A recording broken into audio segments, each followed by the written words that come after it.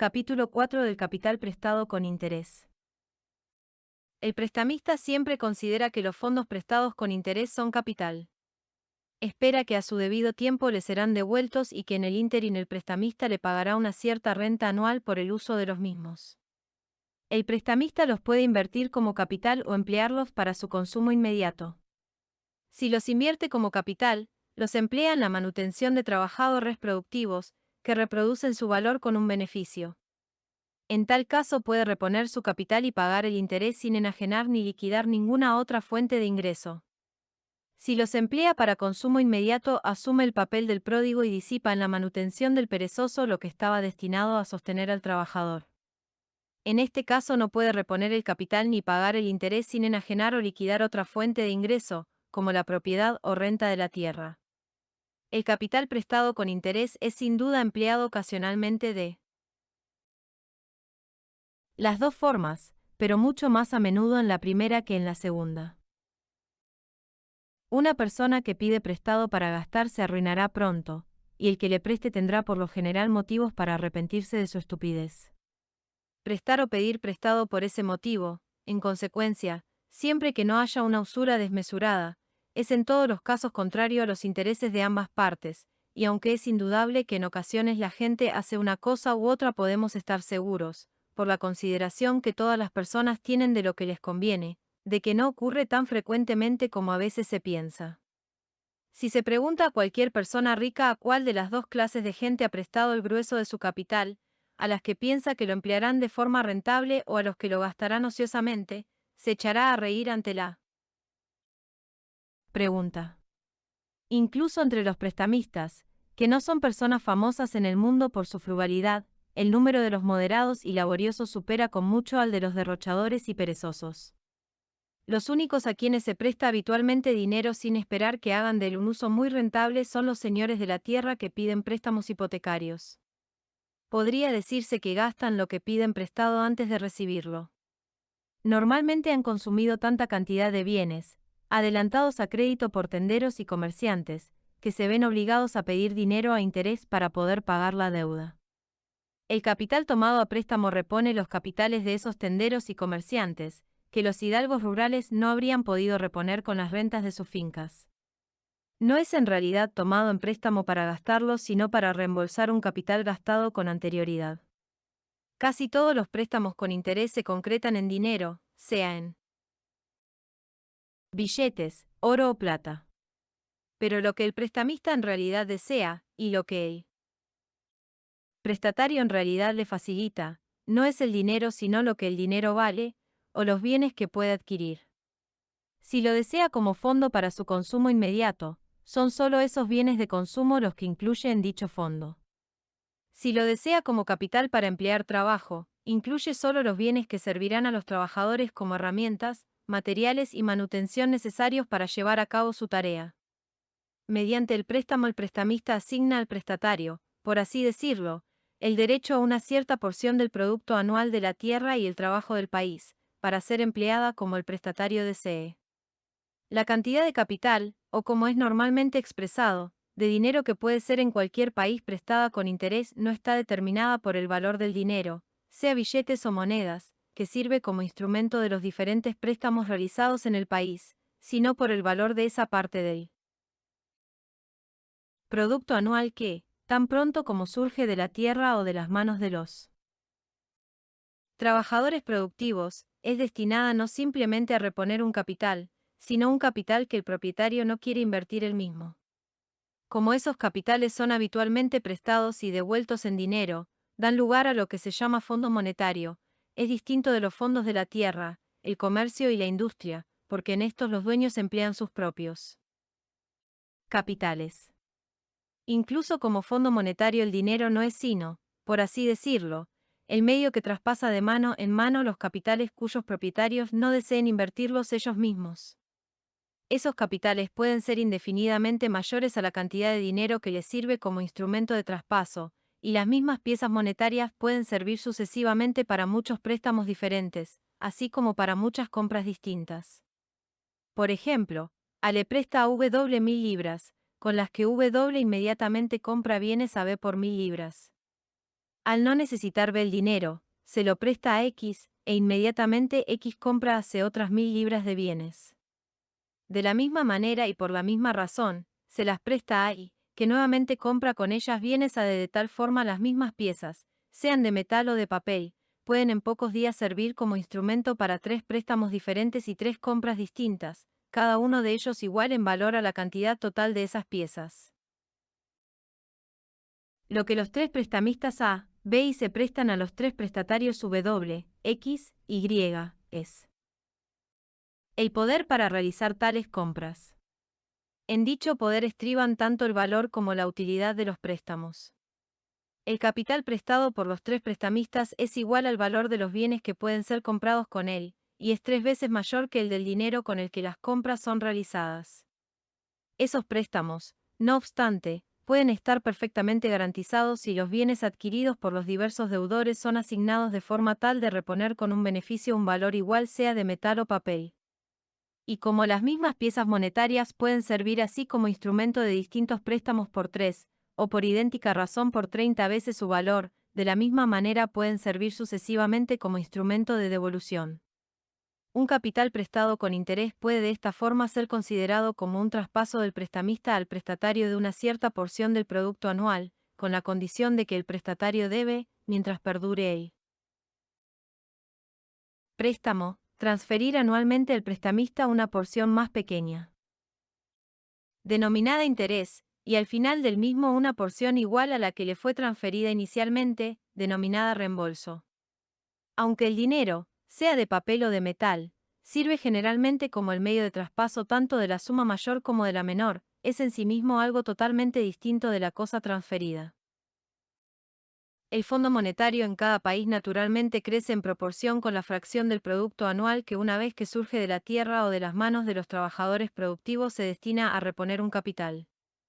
El incremento de esos capitales especiales de los que los propietarios pretenden obtener un ingreso sin tener que invertirlos ellos mismos acompaña naturalmente el incremento general del capital, o en otras palabras, a medida que aumenta el capital, la cantidad del mismo que se presta a interés aumenta gradualmente también. A medida que la cantidad de capital que se presta con interés aumenta, el interés o precio que debe ser pagado por el uso de ese capital necesariamente disminuye, no solo por las causas generales que llevan a que el precio de mercado de las cosas habitualmente caiga cuando su cantidad sube, sino por otras causas peculiares y específicas de este caso. A medida que los capitales se expanden en cualquier país, los beneficios que pueden ser obtenidos invirtiéndolos inevitablemente disminuyen. Se vuelve paulatinamente más difícil encontrar en el país una inversión rentable para cualquier capital nuevo. Surge en consecuencia una competencia entre los diferentes capitales, y el dueño de uno se afanará en invertir su capital donde ya lo ha invertido otro. En la mayoría de las ocasiones no puede expulsar a este otro sin ofrecer condiciones más razonables. No solo debe vender más barato lo que tenga, sino que además para conseguirlo debe además a veces comprarlo más caro. La demanda de trabajo productivo, merced al incremento de los fondos destinados a mantenerlo, crece cada día más. Los trabajadores encuentran empleo con facilidad, pero los propietarios de los capitales no encuentran fácilmente trabajadores para emplear. Su competencia eleva los salarios y deprime los beneficios.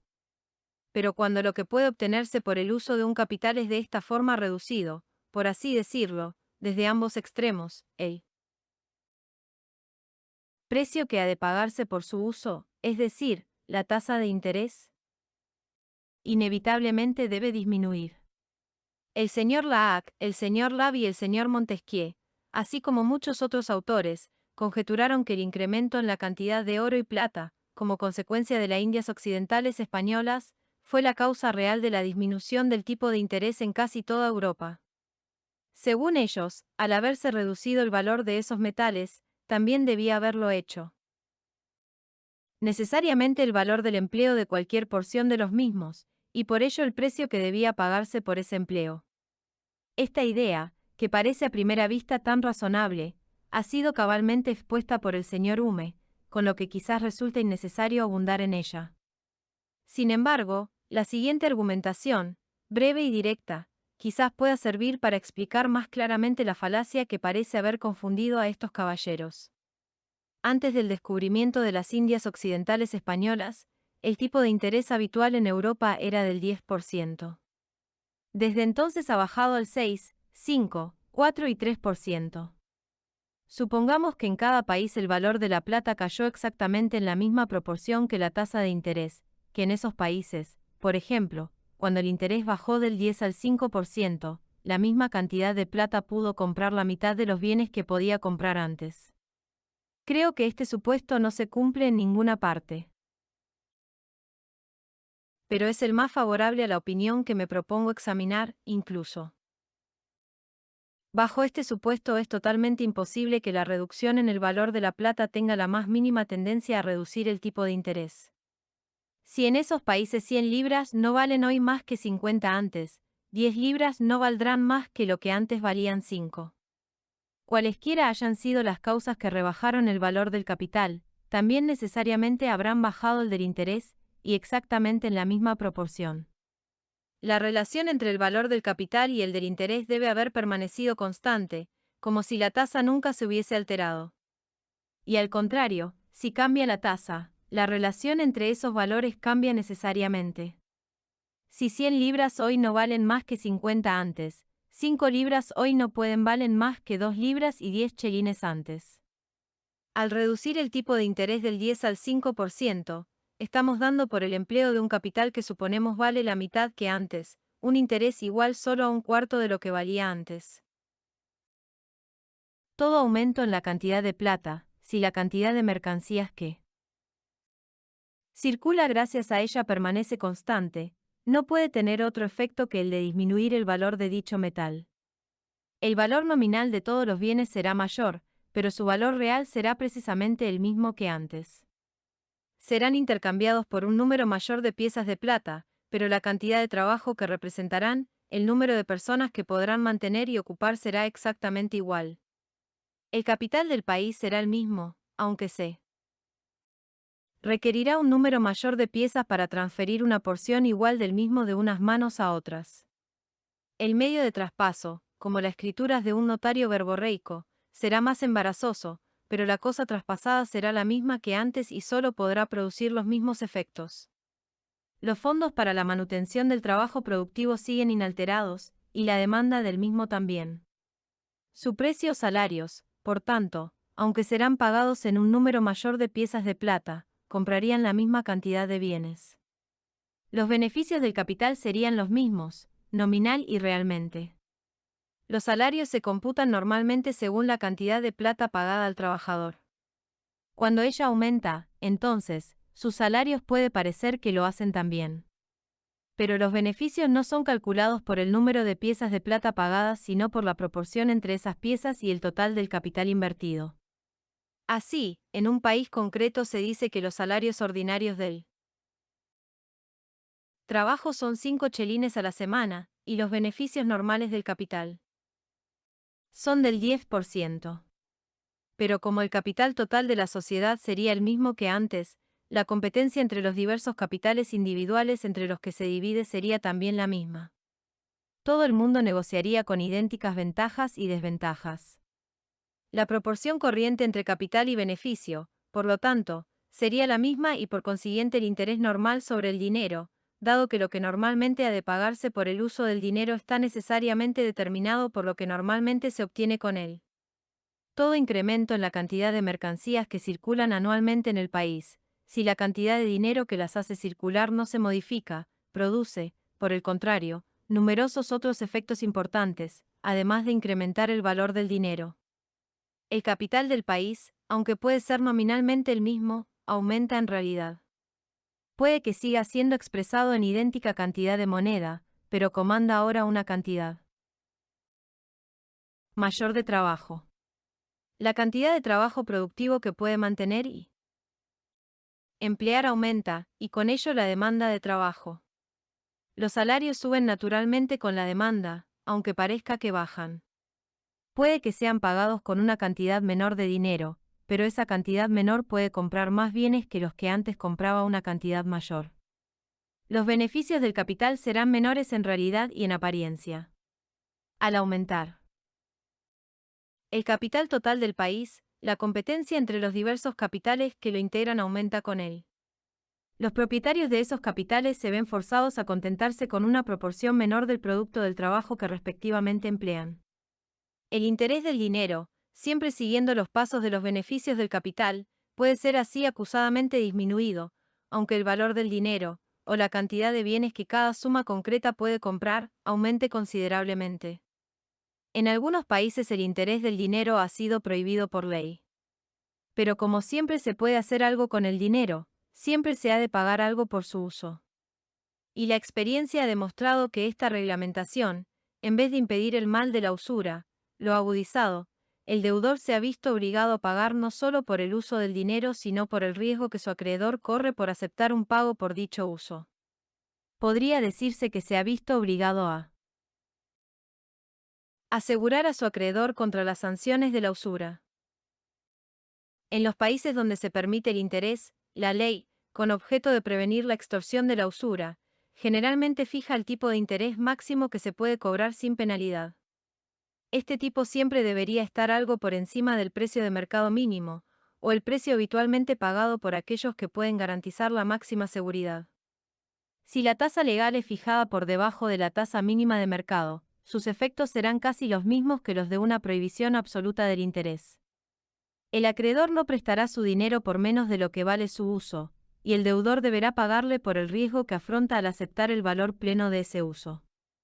Si resulta fijada exactamente al precio mínimo de mercado, entonces personas honradas que respetan las leyes de su país arruinarán el crédito de todos los que no puedan ofrecer la máxima seguridad y que se verán obligados a recurrir a usureros exorbitantes. En un país como Gran Bretaña, donde se presta dinero al gobierno al 3% y a ciudadanos privados muy seguros al 4,5%, la tasa legal del 5% quizás sea la adecuada. Ha de subrayarse que el tipo de interés legal debería estar por encima del mínimo de mercado, pero no muy por encima.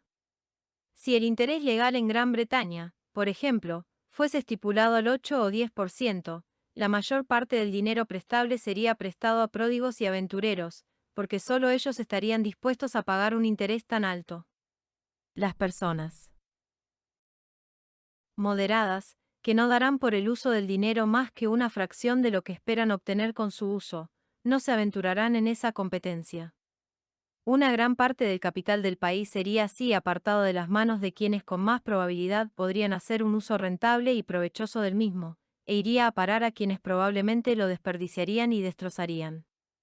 Cuando el tipo legal de interés, por el contrario, es fijado un poco por encima del tipo mínimo de mercado, siempre serán preferidos como prestatarios los moderados, y no los pródigos y los aventureros. La persona que presta dinero obtiene virtualmente lo mismo de los primeros que de los segundos, y su dinero está mucho más seguro en manos de un grupo de personas que en manos del otro. Una gran parte del capital del país es así asignado a quienes con más probabilidad lo emplearán provechosamente. Ninguna ley puede reducir el tipo de interés corriente por debajo del tipo mínimo de mercado cuando la ley es promulgada. A pesar del edicto de 1766, por el cual el rey de Francia intentó rebajar el tipo de interés del 5 al 4%, el dinero siguió prestándose en Francia al 5%, y la ley fue burlada de varias maneras distintas. Puede apuntarse que el precio de mercado corriente de la tierra depende en todas partes del tipo de interés corriente de mercado. La persona que posee un capital del que espera obtener un ingreso sin tomarse la molestia de invertirlo él mismo, ha de optar entre comprar tierra con él o prestarlo a interés. La mayor seguridad de la tierra, junto con otras ventajas que en casi todos los sitios tiene esa clase de propiedad, lo dispondrán generalmente a aceptar un ingreso menor de la tierra que el que podría obtener prestando su dinero con interés. Esas ventajas son suficientes como para compensar una cierta diferencia de ingresos, pero no más que una cierta diferencia. Si la renta de la tierra cae mucho por debajo del interés del dinero, nadie comprará tierra, cuyo precio corriente pronto disminuirá. Por el contrario, si las ventajas compensan con mucho esa diferencia, todo el mundo se lanzará a comprar tierras, cuyo precio subirá al poco tiempo. Cuando el interés era del 10%, la tierra se vendía normalmente por las rentas de 10 y 12 años. A medida que el interés cayó al 6, 5 y 4%, el precio de la tierra subió hasta las rentas de 20, 25 y 30 años. El tipo de interés de mercado es mayor en Francia que en Inglaterra, y el precio normal de la tierra es menor. En Inglaterra se vende generalmente por 30 años de renta, en Francia por 20 años de renta.